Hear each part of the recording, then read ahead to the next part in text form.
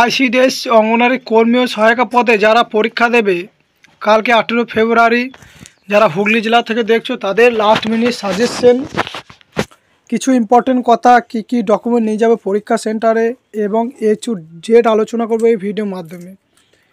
তোমরা এবং হুগলি জেলা বিখ্যাত কী রয়েছে, হুগলি জেলা থেকে কি কি কোশ্চেন আসতে পারে তোমাদের এই ভিডিওর মাধ্যমে সব বলবো। ভিডিওটি লম্বা হবে কিন্তু কেউ স্কিপ করবে না।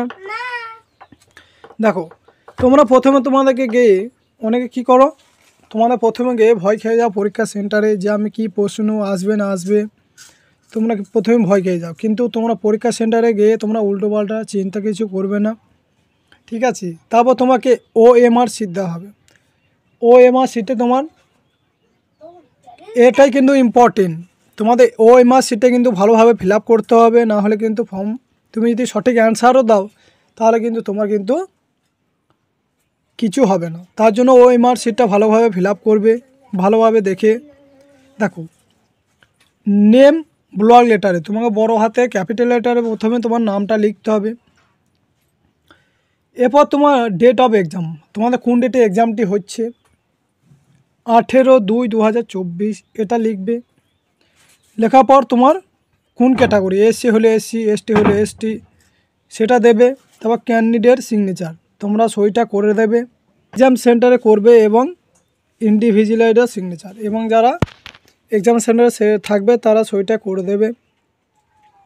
এবং অ্যান্সারটা কীভাবে দেবে, দেখো তোমার 4টে অপশানের মধ্যে যে কোনো একটা অপশান, যে অ্যান্সারটা হবে সেটা যেন গোল করে বলের মতন, এই দেখো এখানে দেওয়া রয়েছে, গোল করে বলের মতন সেটা ঘিরে দেবে, হাফ করবে না। তোমরা যদি অর্ধেক করো ঘিরে দাও তাহলে কিন্তু সেটা রিজেক্ট হয়ে যাবে, এবং যদি অর্ধেকে বেশি করো তাহলে সেটা যেন পুরো গোল হয়, তাহলে সেইটা তোমার কারেক্ট অ্যান্সার হবে। না হলে কিন্তু তুমি সঠিক অ্যান্সার দিলেও কিন্তু নাম্বার পাবে না। এটা ছিল তোমাদের OMR শিট। এবার তোমাদের হুগলি জেলা থেকে কিছু গুরুত্বপূর্ণ প্রশ্ন তোমাদের আসতে পারে। তোমরা যারা হুগলি জেলা থেকে দেখছো, দেখো হুগলি জেলা আয়তন কত, নন্দন কী রয়েছে, সদর দপ্তর কী রয়েছে। দেখো হুগলি জেলা অবস্থান কোথায়, উত্তরে বর্ধমান জেলা, পূর্বে হুগলি নদী ও উত্তর 24 পরগনা, দক্ষিণে হাওড়া ও মেদিনীপুর, পশ্চিমে বাঁকুড়া জেলা। হুগলি জেলার আয়তন কত, মোট আয়তন হুগলি জেলার 31,149 বর্গ কিলোমিটার। এবং জনসংখ্যা কত, 2011 অনুসারে জনগণনা অনুসারে জনসংখ্যা 50,20,389 জন। হুগলি জেলার নদ নদী কী রয়েছে, প্রধান নদ নদী রয়েছে দামোদর, তারকেশ্বর, হুগলি, এগুলো হয়েছে নদ নদী হুগলি জেলার। হুগলি জেলার সদর শহর কোথা, সদর চুঁচুড়া, হুগলি জেলা সদর হচ্ছে চুঁচুড়া। হুগলি জেলার মধ্যে দর্শনীয় স্থান কী রয়েছে, রামকৃষ্ণদেবের জন্মস্থান, কামারপুকুর, শ্রীরামপুরের মাহেশ, রথযাত্রা, তারকেশ্বরের শিব মন্দির, চন্দননগরের ফরাসিদের কুঠি, বাঁশবেড়িয়ার হংসেশ্বরী মন্দির, এগুলো হচ্ছে প্রভৃতি তোমাদের দর্শনীয় স্থান। এখানকার বাপনানের চিকন বিখ্যাত। তাহলে তোমরা এখানে বুঝতে পারলে হুগলি জেলা কিছু ইম্পর্টেন্ট তোমাদের সেই পরীক্ষায় তোমাদের আসতে পারে। নদ নদী আয়তন কত, কোন সীমানায় অবস্থিত, এই পরীক্ষা কিছু আসতে পারে। এবার তোমরা সেন্টারে কি কি নিয়ে যাবে, দেখো তোমাদের সেন্টারে তোমাদের অ্যাডমিট কার্ডটি তোমরা প্রিন্ট আউট করে তোমরা বার করে নেবে, কালার প্রিন্টও করতে পারো বা নর্মাল বার করতে পারো। অ্যাডমিট কার্ডটি দুটি সঙ্গে রেখে দেবে, কারণ একটা যদি হারিয়ে যায় বা ছিঁড়ে যায়, তার জন্য দুটো তোমরা অ্যাডমিট কার্ড বার করে নেবে জেরক্সের দোকান থেকে। তোমরা সঙ্গে 1 কপি ছবি নিয়ে যাবে, আধার কার্ড বা ভোটার কার্ড, প্যান কার্ড, যে কোনো ডকুমেন্ট হিসাবে তোমাকে একটা ডকুমেন্ট তোমাকে নিয়ে যেতে হবে। যে কোনো দুটো তোমরা ডকুমেন্ট নিয়ে যাবে। গিয়ে তোমরা পরীক্ষা হয় কিছু ভয় খাবে না, তোমরা চুপচাপ বসে থাকবে, উল্টোপাল্টা মাইন্ড চিন্তা করবে না। এবং তোমাদের লাস্ট মিনিট সাজেশন কী রয়েছে, দেখো তোমাদের লাস্ট মিনিট সাজেশন রয়েছে, তোমাদের পরীক্ষায় কী কী আসবে সেই প্রশ্ন উত্তর তোমাদেরকে দেখাচ্ছি। পরীক্ষার মধ্যে তোমাদের পরীক্ষাতে কী কী আসতে পারে সেই ভিডিও আমি তুলে ধরছি তোমাদেরকে।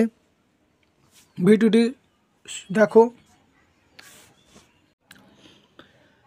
তোমাকে কিন্তু এই কোশ্চেনগুলো তোমাকে পড়েই যেতেই হবে, নাহলে কিন্তু তোমাদের এই ধরনের প্রশ্ন কিছু একটা কমন পাবে। তোমরা এই কোশ্চেনগুলো পড়ে যাও, ঠিক আছে। অঙ্গনারী সম্পর্কে যে প্রশ্নগুলো হয় সেগুলোর মধ্যে রয়েছে আইসিডিএস কথাটির পুরো নাম কি। দেখো, আইসিডিএস কথাটির পুরো নাম হচ্ছে, এটা ইংরেজি শব্দ ইন্টিগ্রেটেড চাইল্ড ডেভেলপমেন্ট সার্ভিস, যার অর্থ হলো সুসংহত শিশু বিকাশ সেবা কেন্দ্র। অঙ্গনারী কর্মীদের কী কী দায়িত্ব পালন করতে হয়।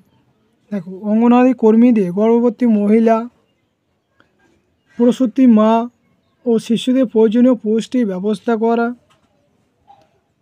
মা ও শিশুদের স্বাস্থ্য পরীক্ষা করা ও স্বাস্থ্য ও পরিবার কল্যাণ সম্পর্কে শিক্ষা দেওয়া। 3 নম্বর, গ্রামীণ মহিলাদের স্বাস্থ্য পুষ্টি পরিবার সম্পর্কে শিক্ষা দেওয়া।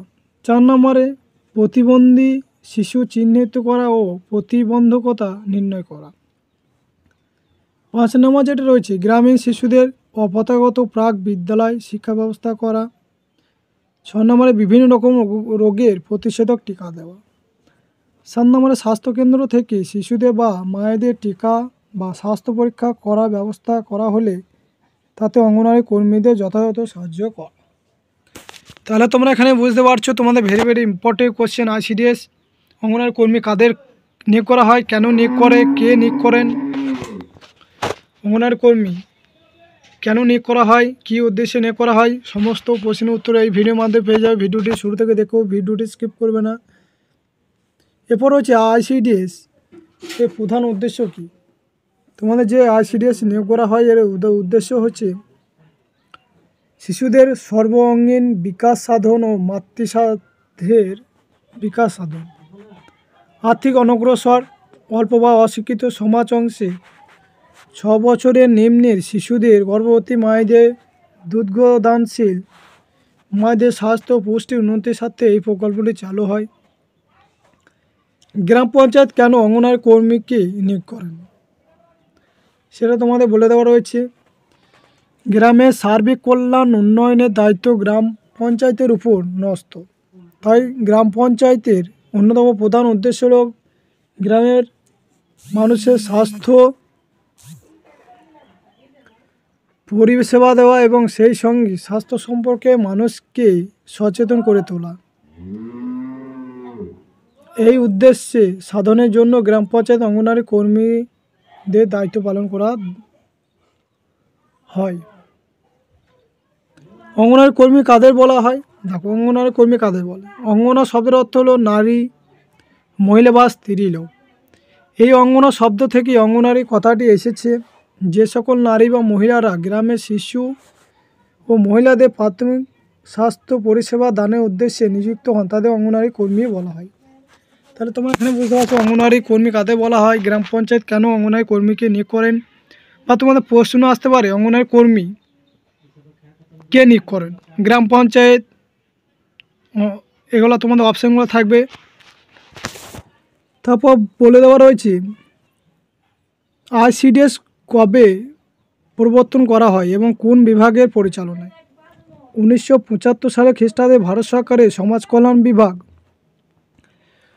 সোশ্যাল ওয়েলফেয়ার ডিপার্টমেন্ট এই প্রকল্পটি প্রবর্তন করেন। অঙ্গনওয়াড়ি কর্মীরা কাদের মাধ্যমে নিযুক্ত হন। অঙ্গনওয়াড়ি কর্মীরা প্রতিটি ব্লকের থেকে নির্দিষ্ট গ্রাম পঞ্চায়েত অঙ্গনওয়াড়ি কর্মীদের নিয়োগের জন্য আবেদনপত্র গ্রহণের নোটিশ দেওয়া হয়। সেই আবেদনপত্র গ্রহণে নির্দিষ্ট দিন পরে গ্রাম পঞ্চায়েত থেকে লিখিত বা মৌখিক ওই গ্রহণের মাধ্যমে অঙ্গনওয়াড়ি কর্মীদের নিয়োগ করা হয়। তাহলে তোমরা এখানে বুঝতে পারছো তোমাদের ভেরি ভেরি ইম্পর্টেন্ট কোশ্চেন। তোমাদের কী কী রচনা আসবে, তোমাদের লাস্ট মিনিট সাজেশন। ইংরাজিতে তোমরা কী কী পড়বে, তোমাদের আর্টিকেল, প্রিপোজিশন, তারপর তোমাদের narration change, voice change, antonym, synonym, এগুলো তোমরা পড়ে যাবে এবং